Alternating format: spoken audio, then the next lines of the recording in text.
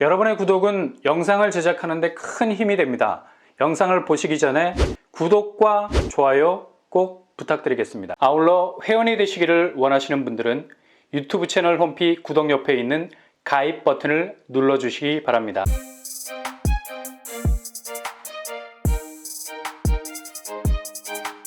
안녕하세요. 뻔뻔한 복덕파입니다. 실질소득, 그러니까 국내외에서 생산활동을 통해 벌어들인 소득을 몽땅 때려넣은 값을 말하죠. 한국은행이 2분기 실질소득이 1분기에 비해서 3조 정도 줄었다는 데이터를 내놨습니다. 대략 0.7% 정도 감소한 수치죠.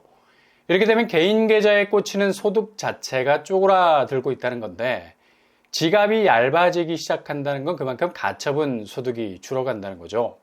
실제로 빚이 아닌 자기 자산으로 움직일 수 있는 반경이 축소가 된다는 건데, 지금 실질 소득이 줄어간다는 건 그만큼 개인이 움직일 수 있는 자산이 하나둘 순간순간 삭제가 되고 있다는 거고, 운영할 수 있는 여지가 없어진다는 거죠. 실질 소득 감소폭도 1년 만에 가장 큰 폭으로 줄고 있다는 거고요. 이렇게 소득이 쪼그라들게 되면 상당 부분 물가와 연동되는 부분이 걱정스럽죠. 나쁜 인플레이션. 일단 소득이 줄어가는 와중에 물가까지 헐레벌떡 뛰게 되면 이건 뭐 완전히 사람을 코너로 몰게 되죠. 그리고 거침없이 사람을 털기 시작하는 겁니다. 뭐 나올 게 없는데도 물가 오름세는 계속적으로 사람을 끊임없이 괴롭히게 되는 거죠. 이런 전형적인 모습이 우리나라에서 실제로 일어나고 있습니다. 통계청 발표에 따르면 8월 소비자 물가지수가 그동안 연착륙을 하고 있다가 다시 랜딩 기어 올리고 재차 비상을 하고 있는 건데, 괜시리 불안감이 엄습해 오죠. 3.4% 높아진 물가 상승률. 한국은행이 제일 기분 나빠하는 지표일 수 있는데, 지금까지 디레버리징, 될 수 있으면 빚을 갚아가는 추세로 현금 유동성의 흐름을 정리하고 싶었는데, 오히려 레버리징, 가계부채가 기하급수적으로 늘게 됐고요. 그나마 어느 정도 컨트롤되고 있다는 물가까지도 뛰기 시작한 겁니다. 지난 8월부터 계속해서 하락 추세였던 물가가 이게 영끌들이 좋아하는 그냥 V자 반등이네. 전형적인 모습을 보이고 있죠. 이렇게 물가를 직접적으로 건드리고 있는 건 바로 급등하고 있는 유가, 그리고 농수산물 상승이 영향을 미쳤다고 하는데, 심각한 건 이런 부차적인 요소들 말고 조금 거시적으로 꿈틀거리고 있는 원인 중 하나가 바로 경기가 극도로 부진한 상황 속에서 물가가 오르고 있다는 점입니다. 일단 수출 부진 8.7% 정도가 감소 추세, 그리고 내수 부진, 당연히 뭐 실질 소득이 줄어드니 내수가 돌아가나, 회전율이 급속도로 줄어들 수밖에 없고요. 이걸 빚으로 채워야 하는 공회전이 생길 수가 있죠. 그리고 투자 역시 감소할 수밖에 없고요. 이렇게 모든 연결고리들이 너무나 명확하게 톱니바퀴를 물고 돌아가면서 상당한 위기감을 조성하고 있는 쪽으로 움직이고 있다는 얘기죠. 그런데 유일하게 부동산만은 화랑이라는 이상한 프레임이 자리를 잡고 있어서 무조건 집값은 반등할 수밖에 없다는 운명론적인 부동산학개론을 말하고 있는 것도 정말 희한한 일이라 할 수 있어요. 부동산이 무슨 48자냐? 반등할 수밖에 없는 운명을 타고났게. 그만큼 기대 심리가 확고부동하게 부동산에 자리 잡고 있다는 얘기죠. 이건 그동안 집값이 너무 올라도 올랐던 비정상적인 집값 궤적이 만들어낸 판타스틱한 부동산 세계가 펼쳐질 거라는 기대감을 낳게 한 장본인이죠. 2022년에 1차 폭락을 그냥 바로 잊을 수 있는 대세 반등의 역사가 다시 시작될 거라는 운명론적 로망이 2023년 들어서 상당 부분 고개를 쳐들게 됐고요. 한국은행의 금리 동결이 빚 청산을 위해서 어느 정도 시간을 벌어주는 공간이었는데, 이게 역으로 작용을 하면서 대출 규제 풀리고 그냥 엄청난 가계부채로 이어지게 되는 황당한 결과를 초래하게 됐습니다.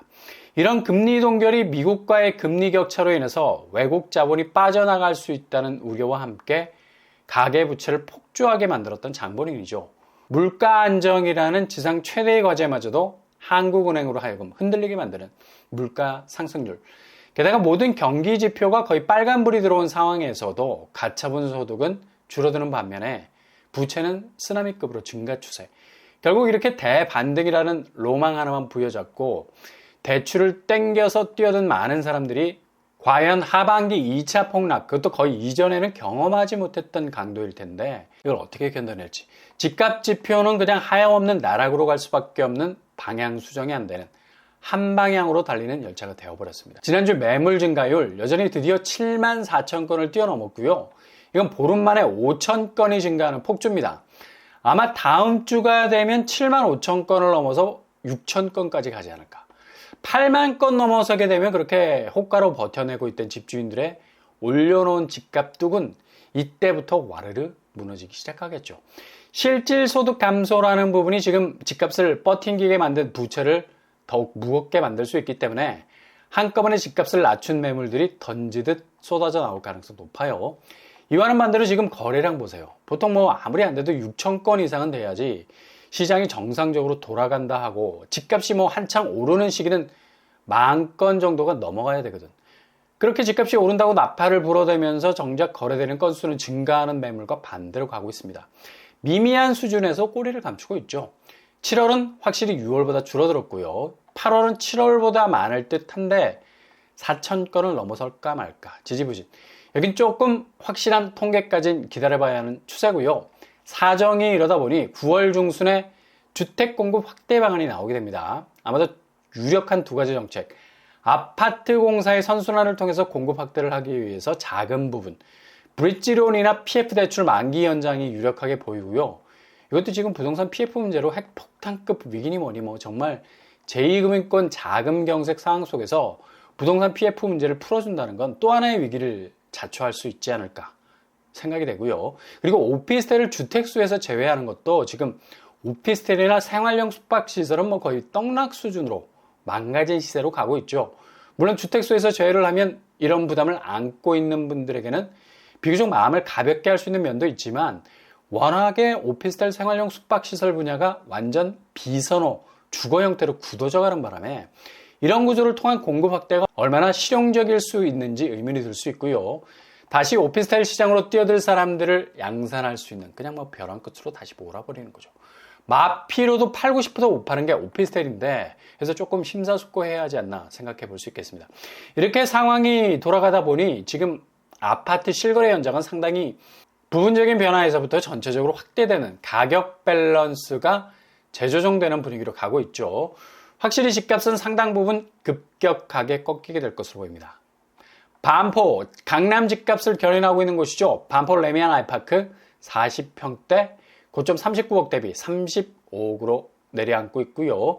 직전가 대비도 하락 추세고요.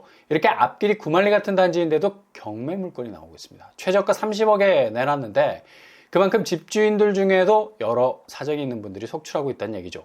그리고 강남 신동아 파밀리의 2단지 고점 15억 대비 30평대 11억 시세를 형성하고 있네요. 여기 바로 옆에 있는 강남 데스양 파크도 경매로 나왔죠. 최저가 18억으로 나왔습니다. 이렇게 강남 경매 물건이 점점 증가 추세를 보이고 있다는 거, 좀 심각한 문제죠. 상황이 그만큼 녹록지 않다는 겁니다. 그리고 성동구 성수 롯데캐슬파크 30평대 고점 18억 대비 13억의 시세를 보이고 있고요. 그리고 성수 쌍용 30평대 고점 15억 대비 11억으로 내려앉았습니다. 여기도 경매로 물건이 나왔네요. 유찰일에서 8억대로 나와 있습니다. 성수동도 분위기가 심상치 않죠. 그리고 분당 쪽 아름 4단지 3호 30평대 고점 14억 대비 9억 7천으로 가격이 하락했습니다. 분당도 상황이 그리 좋지만은 않습니다. 수원 여기도 반토막이죠. 금곡 LG 고점 6억 대비 30평대 3억 6천에 거래가 됐습니다. 여기 경매 물건들이 심심치 않게 나오고 있는 상황이고요. 유찰도 많이 되는 상황입니다.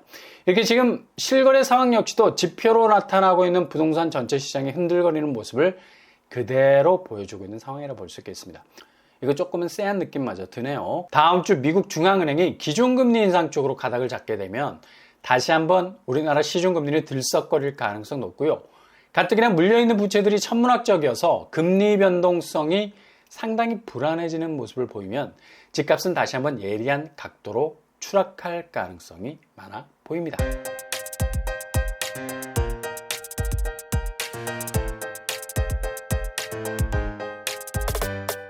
오늘의 부동산 캐릭터처 실질 소득이 줄어들게 되면 이젠 빚을 갚을 수 있는 디레버리징보단 어떻게 해서든 빚을 모면하고 도망가 봐야 되겠다는 개인 파산이 속속 등장하게 될 겁니다.